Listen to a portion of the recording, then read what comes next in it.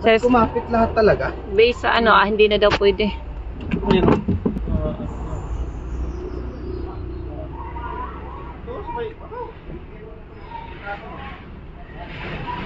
Ito, pati yan. Sunog. Yan, sigurado ako, umikom yan. Yung mga ganito. Baluktot to. O ganito. Ba't kumapit lahat to? Ang liner nito, Wala pa itong liner. Wala pang liner yan. pero pwede, ito na lang papalitan. Palitan. Yung ano nito, yung kuning na lang. Kunin yung Yung liner. kulihan. Tingnan ko muna. Ito yung piston. Ito yung piston. Yung piston, sample yan, pero yung connecting rod, malalaman yan. Kung may kumba. Hindi pa natin ma-check agad-agad yan. Malalaman yan pag may bearing na bago. Pag hindi, pag ano, May dala ako.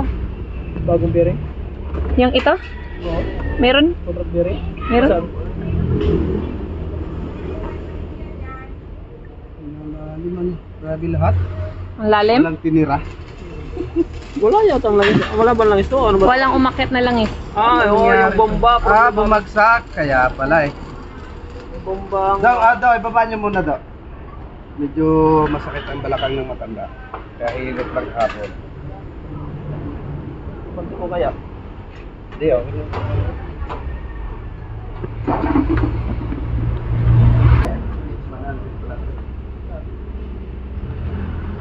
Yung ano lang to, yung sa storage.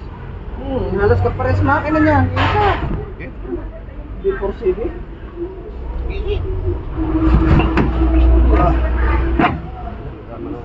Maglalagay pa ng liner nito. Hindi, titingnan mo natin. Ba't hindi naman? Ayan o. Naka-oversize naman yung piston ring. Oversize ang bili niya. Sige, ako na magasinta. Wala namang ano. Ito kasi yung ganito, kung may ganito. Tulad dito, lalayin niya lang ito eh. Oo, buhit no. Hindi, ito malalim talaga. Yan. Sinahin ng kalawang. Lubog kasi sa bahayan. Sa standard insurance yun eh. Ay. Lubog sa bahay yung binibili nila. Kaya pag ano. Ayan, na-resurface na yan. Rigid for pick up. Tingin ko eh wala. Sabi ko hindi. Pwede yan. Yung bibili ng ganito. Itong hinawakan niya. Maraming nabibili nga na yan. Mga brand nyo. Plus kasi madalang pen yan. Ow.